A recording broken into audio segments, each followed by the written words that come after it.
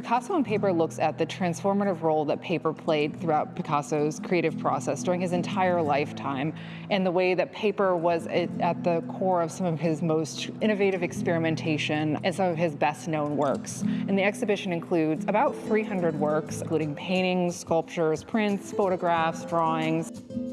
He used paper for very traditional things. He was trained very traditionally, so he would use paper for drawing, for studies, but he would also use it in really unexpected ways. So sometimes he would use it to actually build things like sculptures, which would allow him to think through the subjects of some of his work in a more three-dimensional way and reconsider them along those lines. Often he would build a composition over the course of a number of drawings or prints, and then ultimately that would lead up to a totally different work that was made in 3 dimensions using materials like clay and bronze. I hope that people come away from the exhibition feeling surprised.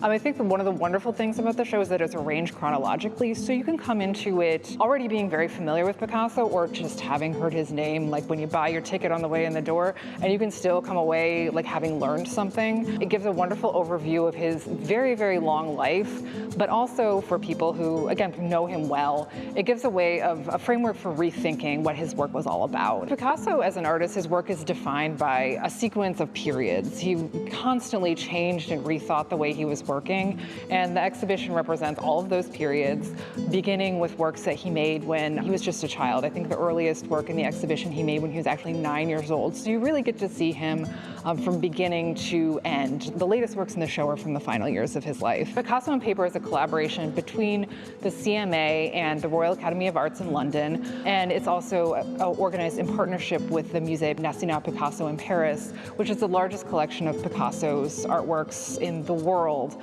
We were able to include some really unprecedented loans from their holdings, that some of which have never traveled to the United States before in the exhibition.